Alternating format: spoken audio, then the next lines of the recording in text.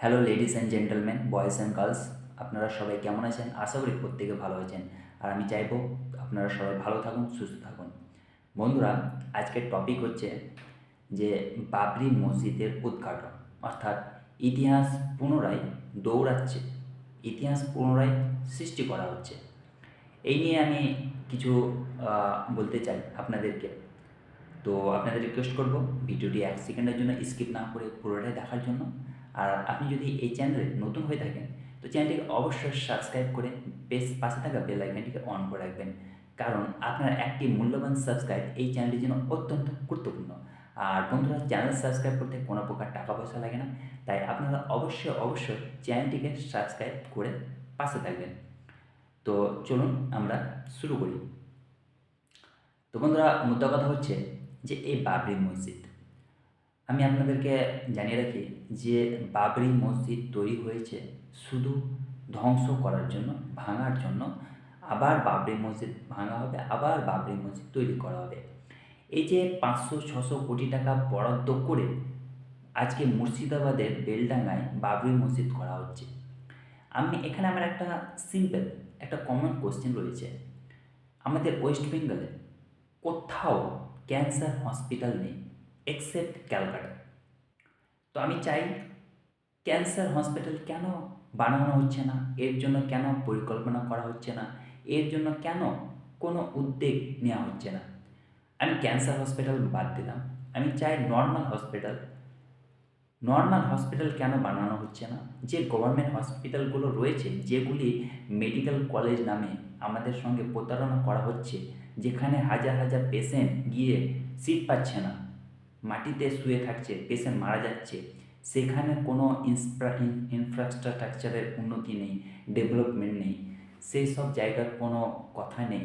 না media cover করছে, না কোনো পলিটিশিয়ান, না কোনো কেউ তুলে ধরছে, সেগুলো নিয়ে কোনো আওয়াজ নেই, কথা নেই। আমাদের কত কত হসপিটাল দরকার, কত কত পরিষেবা দরকার, সেগুলি নেই। কারেন্টের বিল এত টাকা, পেট্রোলের দাম এত টাকা, আর মানুষের ইনকাম কমে যাচ্ছে, দৈনন্দিন জীবনে চলার জন্য যে টাকা প্রয়োজন সে টাকা নেই, যে টাকা আয় হচ্ছে তার চাইতে দ্বিগুণ ব্যয় হচ্ছে। কি করবে, কোথায় যাবে, কাজ বাজ নাই, এইসব নিয়ে মানুষের চিন্তাভাবনা নেই, কোনো আওয়াজ নেই, প্রশ্ন নেই। মানুষ এখন ব্যস্ত দান করতে, কথা বলতে, দেখাতে, শো অফ করতে যে বাবরি মসজিদ হচ্ছে, এত কোটি কোটি টাকা দান করছে, এত লক্ষ লক্ষ টাকা অনুদান করা হচ্ছে। আমি বলবো ওখানে বাবরি মসজিদ হয়ে গেল, উদ্ঘাটন অলরেডি হয়ে গেছে, আজকে 6 নভেম্বর, আজকে অলরেডি উদ্ঘাটন হয়েছে। আচ্ছা, বাবরি মসজিদ তৈরি করে হবে কি? কেন মুসলমানদের জন্য নামাজ পড়ার জন্য যথেষ্ট মসজিদ কি নেই? আরে মুসলমানরা যদি, যারা প্রকৃত মুসলমান তারা জানে নামাজ সব জায়গায় হবে, শুধু মসজিদে নামাজ পড়া যায় না। পৃথিবীর সব জায়গায় হচ্ছে সিজদার জায়গা, এটা ইচ অ্যান্ড এভরি মুসলমানের জানা উচিত।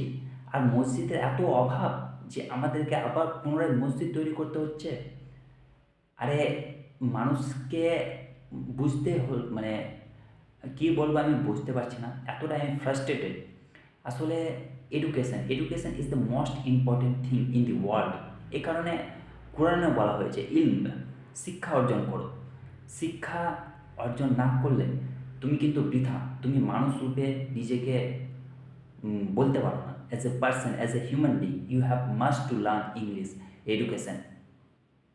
সো আমি এইটুকুই বলবো যে এই যে বাবরি মসজিদ, এই যে মসজিদ মন্দির, ধর্ম নিয়ে রাজনীতি, এটা আমাদের পলিটিক্সরা আমাদের সঙ্গে গেম খেলছে পুরোটাই, যেটা জনসাধারণ একেবারে বুঝতে পারছে না। জনসাধারণকে ম্যানিপুলেট করে তাদের সময়, অর্থ, তাদের তাদেরকে ব্যাধি ব্যস্ত করে রাখছে। তো এটা নিয়ে আমাদের সবাইকে সজাগ হতে হবে। জানি না আমার কমেন্টসে আমি যে এই নিয়ে ভিডিও বানাচ্ছি এটা নিয়ে কাকে কতটা আঘাত লাগবে আমি বলতে পারছি না, কিন্তু আই এম শিওর যারা এডুকেটেড রয়েছে, না এডুকেটেড পার্সন আমার সঙ্গে এগ্রি হবে, আমার সঙ্গে একমত হবে। এটা আমি মানে 100% শিওর। আর যারা হচ্ছে আনএডুকেটেড, এক কথায় illiterate, they have no sense what I am saying, what is the reason behind my spoken, তারা একেবারে বুঝতে পারবে না, কারণ তারা হচ্ছে অবুঝ। বলেই তারা আজকে এই একটা মসজিদের জন্য এত লাফাচ্ছে।